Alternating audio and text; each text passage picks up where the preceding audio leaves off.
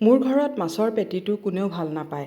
যিটো মাছৰ পেটৰ যিটো অংশ থাকে এইটো কোনেও ভাল নাপায় আৰু মোৰ অকলে খাই আমনি লাগে আজি ভাবিলোঁ এনেকুৱা এটা ৰেচিপি বনাম যিটো সকলোৱে খাব লাগিব আৰু গমেই নাপাব যে মাছৰ পেটি খাইছে বুলি এতিয়া মই পানীখিনি অলপ উতলাই ইয়াত মই অলপ নিমখ হালধি দি পেলাই আৰু গোটেইখিনি অলপ ভালকৈ মিক্স কৰি ল'লোঁ পানীখিনি পুৰা উতল আহিব লাগিব আৰু তেতিয়াই মই 4 পিচ মাছ দি দিলোঁ মাছৰ পেটিখিনি মই ইয়াত দি দিলোঁ দি পেলাই মই অলপ দেৰি উতলাম তাৰপিছত চেক কৰি চাম অলপ চামুচেৰে প্ৰেছ কৰি চাব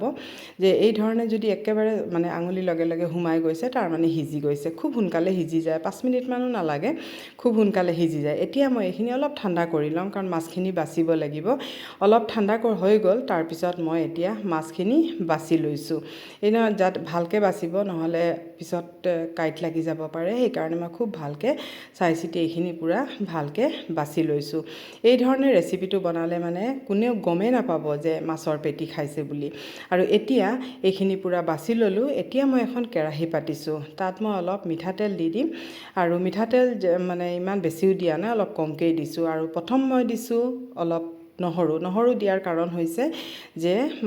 মাছ যেতিয়া দিম তেতিয়া গোন্ধটো নাহিব সেইকাৰণে নহৰু কাটি কাটি পেলাই দিছোঁ পিছত মই আকৌ পেষ্ট ব্যৱহাৰ কৰিম আৰু শুকান জলকীয়া কেইটামান সৰু সৰুকৈ কাটি লৈছোঁ দুটা শুকান জলকীয়া দিছোঁ একেবাৰে সৰু সৰুকৈ কাটি পেলাই আৰু লগে লগে ইয়াত পিঁয়াজ দি দিছোঁ আৰু নিমখ দি দিছোঁ আৰু এইখিনি লগে লগে অলপ ভাজি হোৱাৰ পিছত মাছখিনিও দি দিছোঁ মাছখিনি প্ৰথমতে মই দি লৈছোঁ কাৰণ মাছখিনি দিয়াৰ পিছত অলপ মানে তেতিয়া গোন্ধটো গুচি যাবগৈ তেলত ভালকৈ মই ফ্ৰাই কৰিম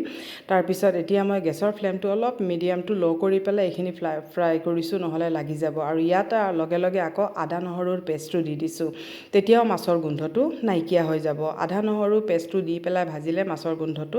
নাইকিয়া হৈ যাব এইটো মই আৰু অলপ হেল্ডি কৰিবলৈ মই ছজিনাৰ পাত ব্যৱহাৰ কৰিছোঁ এতিয়া মই ছজিনাৰ পাতখিনি ইয়াত দি দিছোঁ দি পেলাই এইখিনি আকৌ ভালকৈ লৰাই থাকিম আৰু গেছৰ ফ্লেম অলপ কমাই দিছোঁ মই তেতিয়া ছজিনাৰ পাতখিনি সিজি যাবগৈ খুব বেছি সময় নালাগে আৰু ছজিনাৰ পাতত সকলোৱে জানে ইমান ভিটামিন আছে ইমান হেল্ডিও হয় ইয়াত মই দিছোঁ হালধি গুড়ি জিৰাৰ গুড়ি ধনিয়াৰ গুড়ি আৰু অলপ গৰম মছলা দিছোঁ আৰু জলকীয়াৰ অলপ পেষ্ট দিছোঁ কেঁচা জলকীয়া থাকিলেও দিব পাৰে মই আজি ব্যৱহাৰ কৰা নাই আৰু এতিয়া এইখিনি দি পেলাই আকৌ অলপ মই ভালকৈ আকৌ লৰাই ল'ম যাতে মছলাখিনি মানে ভালকৈ লাগি যায় এতিয়া ইয়াত দিছোঁ এটা বইল আলু তেতিয়া মানে এইখিনি পুৰা মানে ছফ্ট হৈ থাকিব ভিতৰটো ধুনীয়া হৈ থাকিব আলু দুটা মই ৰুকি পেলাই দিছোঁ অলপ মই নেমু টেঙা দিছোঁ যদি নেমু টেঙা নাথাকে আমচুৰ ব্যৱহাৰ কৰিব পাৰে আৰু এতিয়া মই এইখিনি ভালকৈ আকৌ মই আলুখিনি ভালকৈ মিলাই ল'ম আৰু গেছৰ ফ্লেম একেবাৰে কমাই দিছোঁ নহ'লে কিন্তু লাগি যাবগৈ আৰু এতিয়া এইখিনি হেৰি কৰি আৰু চাওক এইখিনি পুৰা ভালকৈ গোটেইখিনি চাওকচোন পুৰা ভালকৈ মিলি গ'লগৈ এই ধৰণে পুৰা হেৰি কৰাৰ পিছত তাৰপিছত মই এতিয়া নমাই দিম এতিয়া এইখিনি ইয়াত মই ঠাণ্ডা হ'বলৈ দিম দেখিছে নহয় কিমান টেষ্টি হৈছে মানে এই ধৰণে